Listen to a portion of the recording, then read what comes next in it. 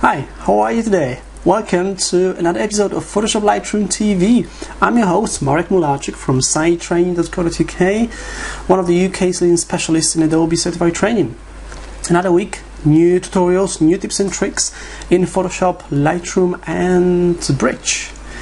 Okay, I'm glad to see you here again. Welcome and thank you for watching this episode of Photoshop Lightroom TV, your definite guide to Adobe for photographers and graphic and web designers. Okay, I want to start with an anecdote. This is like an anecdote. Now, you can find me very often on Adobe forums, or especially on Photoshop forum and Lightroom forum.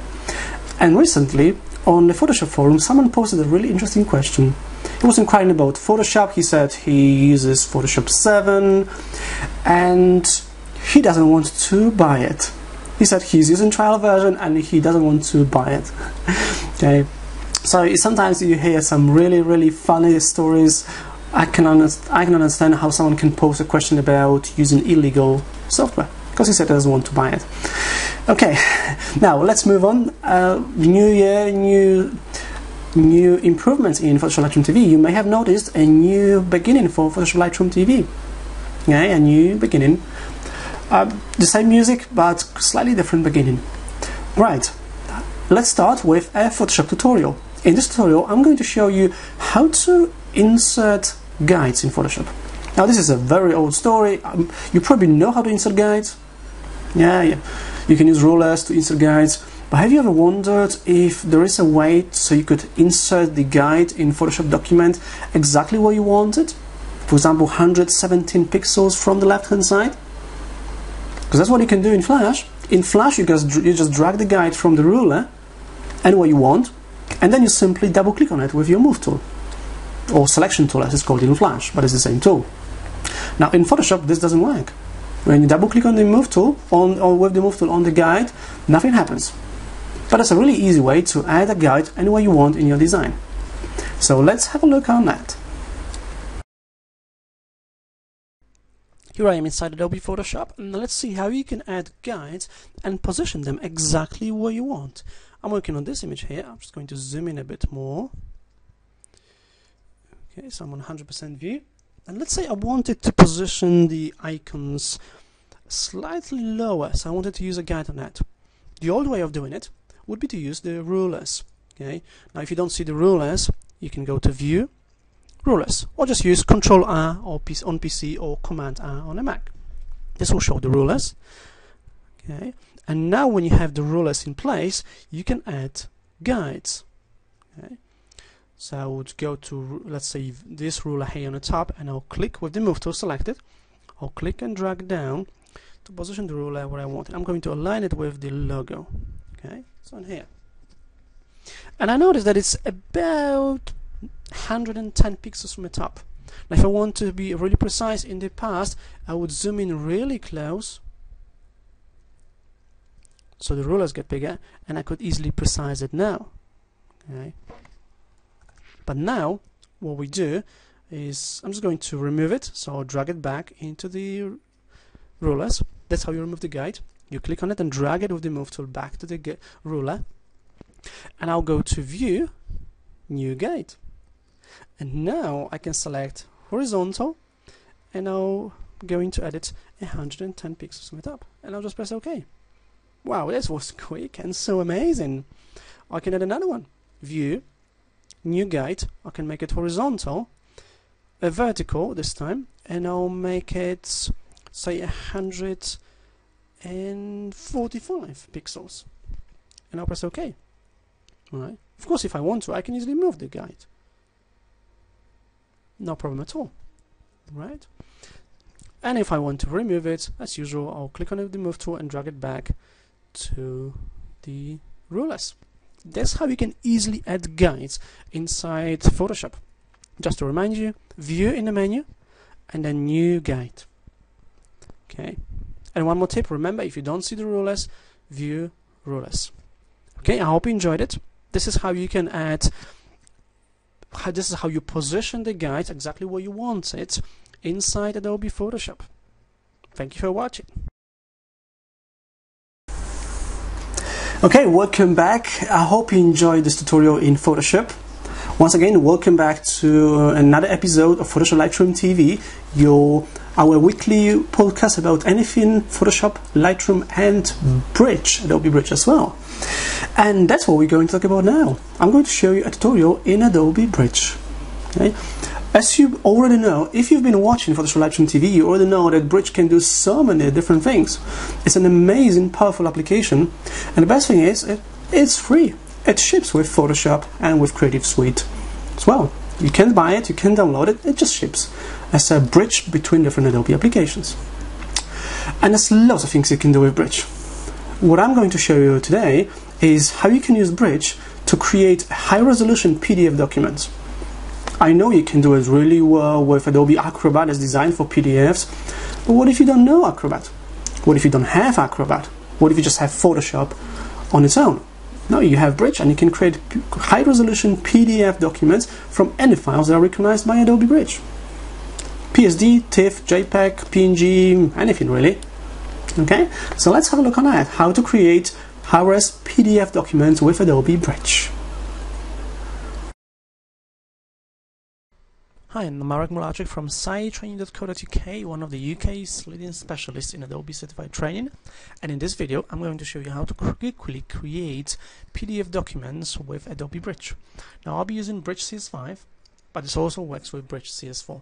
Adobe Bridge CS4 was the first version of Adobe Bridge that introduced this feature within Bridge interface. I'm going to take two of these documents, Dreamweaver webbuilding.psd and flashessentials.psd, using Control key to select them, or Command key on the Mac. And I'm going to take these two documents and create 2 pages a PDF file. So I'm using these PSD files. In Bridge, we'll be using the output workspace. Now, if you don't see all these workspaces here, these may be minimized, so you may want to click and drag. You can also click on this down pointing arrow and select Output. Output workspace is designed to create PDF documents.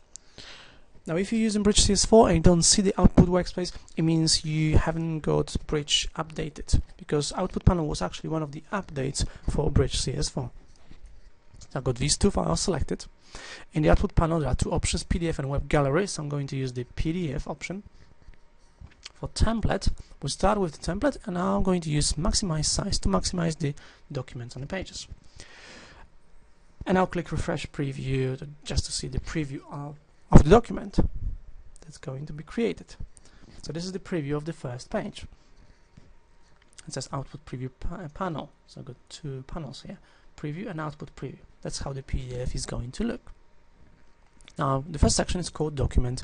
In here I can decide on the size of my document. So I can select international paper, photo, web sizes. For example, if I select web, I'll see all the common sizes in pixels, screen resolutions, because I want people to be able to print it out before the training, before the courses. I'm going to use international paper, and I'll make it A4.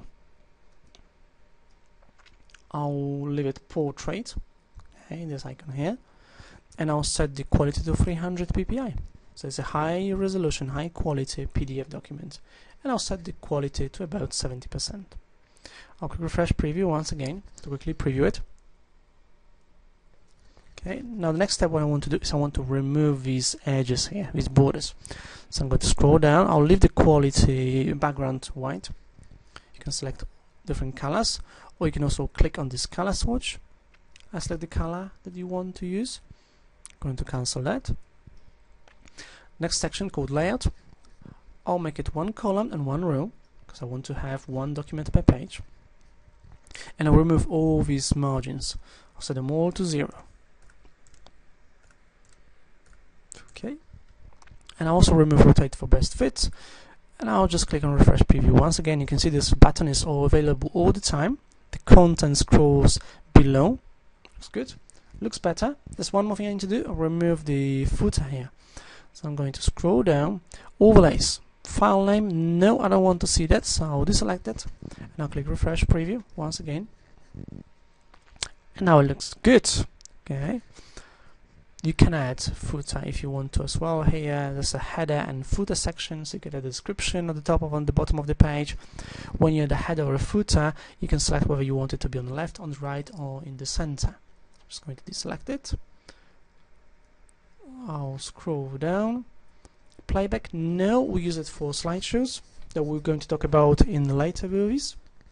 So I'll scroll down. Watermark, no, not in this case. We'll talk about that as well. And the last step will be to save it. So I'm going to click save.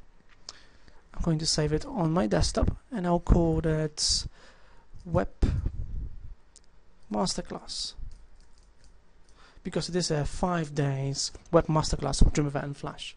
I'll click save. In just a few seconds, the PDF document will be created. Now, the originals were 27.8 megabytes, these two files altogether. Now let's see how big the PDF is. So it's created. I'll press OK.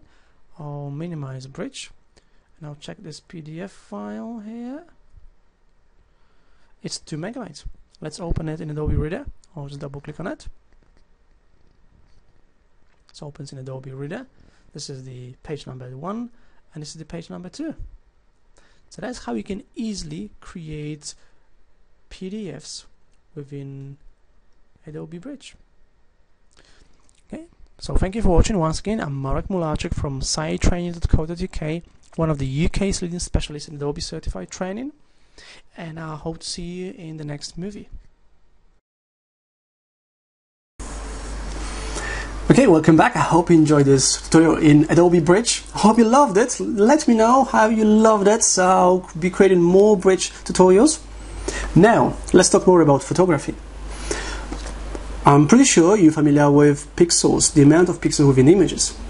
If you buy a camera, if you have a digital camera, it's got a certain amount of pixels, in millions. 10 megapixel cameras, or 10 million pixels, or 20 megapixel camera, 20 million pixels.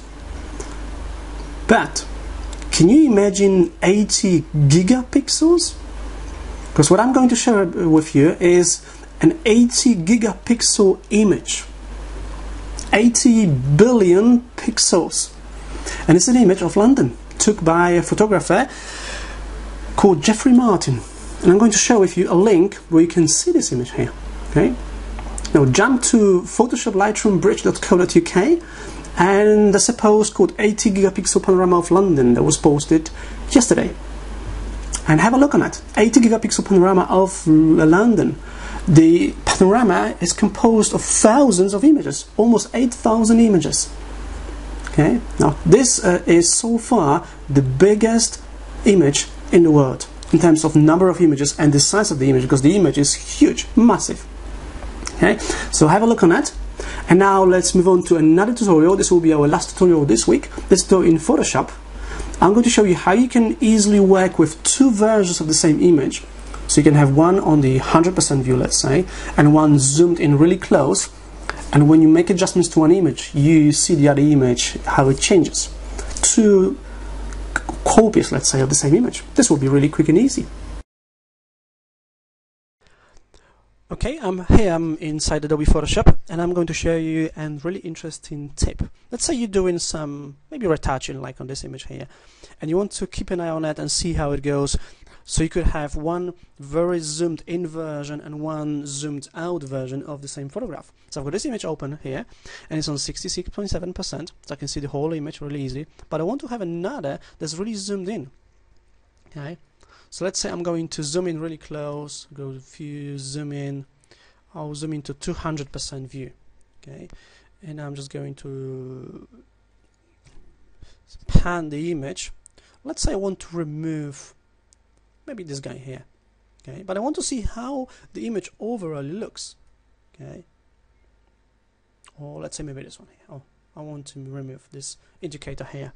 So what I can do is I can go to View, a Window, okay, then I'll go to Arrange, and then New Window 4, and you'll see the name of your file. New Window 4, and then the name of the file. If I click on it, Photoshop will open another image, another window for the same image. I'm just going to drag it out. And this one is zoomed out. This is 66.7% view. Okay, and I've got the same image open here. So I'm going to move it to the side here, and I'll work on this image. Notice that this image is still on the top even though I clicked on this image here. Okay, and I'll do some work here. I'm actually going to use the lasso tool, and I use the new content aware fill to remove that. Because I'm going to be using content aware fill, I'm not really worried about being too precise. So I'll just click and drag around to create a rough selection. Or maybe I'll need some more space here, so I'm just going to deselect it, Control D, Command D, and I'll create one more rough selection around here. And I'll just press the Delete key. This opens the fill dialog box, and I'll use content aware fill and just press OK.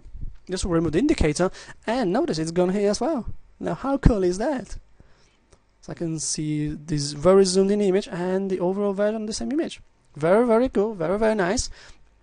And it's under Window, Workspace, Arrange, Window, Arrange, and New Window. Okay, so here's how it's done inside Adobe Photoshop. And let's get back to Studio. Alrighty, welcome back. It's me again, Marek Mularczyk from sitetraining.co.uk, and you watching Photoshop Lightroom TV. You're not bored yet? I hope not. Okay, now we're almost done. I'm going to share with you a tip of the week, and then we're done. Our tip of the week is in Photoshop. Let's say you're creating a path, and you want to quickly duplicate it, and maybe transform it, create a reflection. You can quickly duplicate your path by holding Ctrl-Alt-T on a PC or Command-Option-T on a Mac. Here you go, this is the tip. Thank you for watching. This was Photoshop Lightroom TV, episode 27. I'm Marek Mularczyk from sitetraining.co.uk, one of the UK's leading specialists in Adobe Certified Training. For more info about Adobe Certified Training, go to sitetraining.co.uk.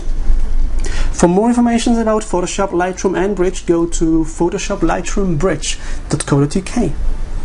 And I hope to see you next week on another episode of Photoshop Lightroom TV. Thank you for watching. Bye bye.